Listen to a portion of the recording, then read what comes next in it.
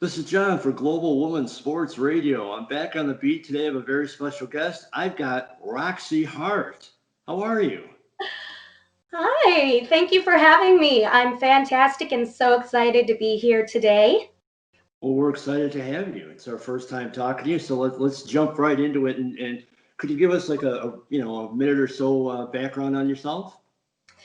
Absolutely. So I am still fairly new to the wrestling world, but very excited and hungry to be a part of it. My background is theater oriented, so actually has helped me very much fit into the wrestling world. I went to college, got a theater degree. I do some operetta singing as well. Think Sweeney Todd, Pirates of Penzance, not Mare de Figaro type of singing, but I'm just very excited to be a part of such an interesting and ever-changing world that is wrestling. Well, let's back it up to that then. When did you first get interested in wrestling? Well, let me tell you the truth. Before I met Joey Roth, I didn't know a lot about the world itself. When I first met him and we first got together as a couple, he told me his background in the wrestling world and asked me one day, hey, I'm a part of this fed called Anarchy Pro. Would you be interested in coming on as my valet? First of all, I said, that sounds intriguing. What is a valet? He explained it to me. I said, well, all right, I'll do my best. Let's give this a shot. I've been hooked ever since. No, other than performing in wrestling, then did you start to watch other wrestling like the WWE or any of that stuff? Absolutely. I've started watching the 80s matches over YouTube. I've been learning as I go, watching especially the matches with Ric Flair. I saw a hilarious clip the other day of him presenting Ricky Morton with a bra, to which then Ricky Morton smashed his sunglasses. I was rolling on the floor laughing at that one. I love Ric Flair. So, have any wrestlers or valets become your favorites over the years then, since you started being interested in wrestling? Yes. Besides Ric Flair, one of my more modern favorites is Alexa Bliss. I gotta tell you, she's fantastic for more than one reason. I connect with her personal life, her struggles with body image, with being a positive role model for little girls everywhere. Yes, I am a heel, but I'm all about being confident in yourself, being a very strong female role model. So I actually have a pop of her. Oh, She's just cool. she's Very cool. exciting. I base a lot of my sass off of her actually, with the elegance of Miss Elizabeth, who is a ballet that I truly love watching. She's a classic, absolutely. Have you gotten to meet Alexis or any other of your favorites out there? Sadly, I haven't been able to meet Alexa. I believe she was in a few Comic Cons in the past, but I didn't get a chance to meet her per se. I've met some other non wrestling related stars. But fun thing that did happen to me a few years back, I did get to be in the ring with Robert Gibson. He actually coined the term Foxy Roxy, so I have a nice picture with him. That was an exciting day. Well, he's pretty big. He's a Hall of Famer. He had a great career. He's still wrestling out there. I think he still won a title recently in one of the other leagues. But wow, that's pretty cool. Oh yeah, and a nice guy to boot. So your acting career, that certainly has to come into play with wrestling, then, right? In terms of helping you develop your character and all. Oh, absolutely. The longer I'm in this business, the more I'm learning that it's all about how you present yourself, what character you build, how much you get that audience riled up. If you're a heel, you better make them boo or you're not doing it right. And I have been. It's been a thrill, I tell you, especially in most of my acting career through school and such. I was often typecast as the nice, sweet, little innocent face, so it's exciting to actually get to be a villain for once. You have more fun. And then, when you inevitably at some point turn face, it'll even be better, than all the fans will really get behind you, because that's just how the wrestling business works. Oh, yes, I don't know where my career is going right now, but I'm sure it'll happen sooner or later. Most of the greats flip a few times. Yeah. No, speaking of where your career is going, you recently debuted on the debut show of Chicagoland Championship Wrestling. Could you give us your thoughts on that? Well, it's funny that you bring that up. I'm actually doing something brand new thanks to the Chicago Championship Wrestling, Chicagoland, excuse me. I am now filling the shoes of Queen Interviewer Extraordinaire. I will be the eyes and ears backstage, talking to the greats, the wrestlers, the managers, finding out what makes them tick, how their matches went. I actually, in the next few weeks, am starting to schedule with a few of the wrestlers, like C-Red, P.L. Myers. So I'm going to be learning what is going on in their lives and where their careers are going. So that's brand new for me. Well, you probably know, I recently interviewed Joey and Steve Arendt, and Steve predicted, well, Joey did too, but Steve predicted big things for you. He said you're going to be creating a force in Chicagoland Championship Wrestling. Oh, well, he's a class act, and he's not wrong. I do think I'm going places, knock on wood, so I appreciate their kind words. So what did you think of the first show? I mean, from my end, I thought, especially for a debut show, but I thought that the vibe was fantastic. I thought the energy was great. I thought the matches were fantastic. Obviously, with the COVID situation, that kind of puts a little bit of a damper on it. But I mean, I thought the show was excellent. I think it's got a bright future. But you, as an insider, what did you think?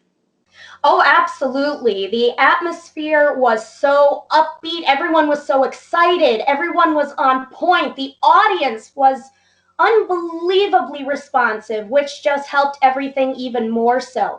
We were all safe. We were all temperature checked. Everybody that could got the tests. We were all distanced properly. People wore masks. And, I think everyone was just so hungry to do what they do again, and the audience was excited to see us doing what we do. I was just blown away by everyone giving more than 110%, and I don't say that lightly. I don't want to just blow smoke. Why would I? No, I agree completely. It was funny because I was just talking to another guy about the show, and I had mentioned C-Red, and I C-Red and I go back several years with other wrestling companies, but I said it was the first time that I've ever talked to C-Red, and he said he was nervous about the show because it was a big deal, because it's such a big buildup for it. And and C-Red's a professional. C-Red is as good as it gets. Oh, but it was funny to see him actually nervous and hyped about it. Well, if he was nervous, he didn't show it. He was at the top of his game for sure, and so was everyone. A great performer, though, is always just a little bit nervous because they want to do so well. They want to impress, and everyone really did. Well, I was going to ask you that. That's an interesting point you brought up. I was going to ask you that because I always thought, and I'm not really a performer, I just ask the questions. But you've performed on stage, you've performed in wrestling, you've got a nice background on that. Do you think the nerves kind of actually are a good thing, because it sort of tells you that you're doing something exciting, you're doing something that you really want to do, you care about it? Yes, absolutely. Especially when you stop being nervous and you get too comfortable, that's where you start making mistakes, when you start becoming too arrogant. When you have those nerves, it means that you care.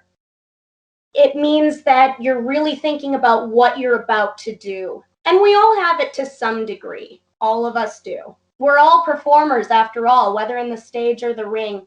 We are bringing our A game to the fans, to the audience that we love.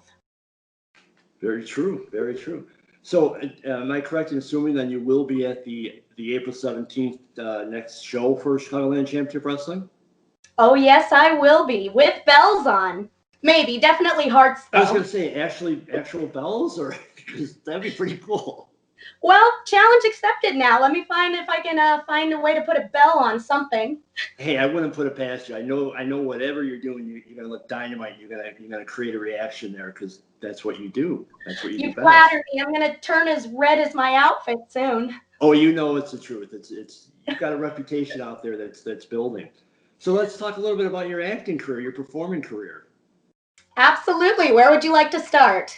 How about the beginning or some of the big performances that you're most proud of? Something that you really wanted to do? All of it. Let's bring it all out. Sure. Well, I hope you can understand me. I'm a little hoarse right now. I am not sick, but I am in the middle of an outdoor haunted park experience through the city of Elgin. It's called Little Park of Horrors. And I am playing a haunted, ethereal circus performer spirit. Joey Roth is actually the ringmaster. He's right at the start of the park. This happened last Saturday and Sunday in Wing Park in Elgin and is happening again on Halloween and November 1st, so Saturday and Sunday, from 6 till 9. It's a drive-through experience, so everyone stays in their cars. And it's only $5 per car, so we're having a lot of fun being sexy but happy, scary haunts. So it's fun for the entire family. So I'm losing my voice because I give everything my all, as you know we all like to do. So And what else have you done in the past that either big shows or even smaller shows that you're really proud of? well, right now, due to COVID, understandably, for the past 6 months or so, everything has been offline, in person on stage. But I've been doing little 24-hour theater projects with the BYOT Theater. In general, when things are in person, they do a challenge where on a Friday night, they get the actors, they get the directors, and they get the writers. They randomly assign groups. Then the writers have the rest of the night to write a script.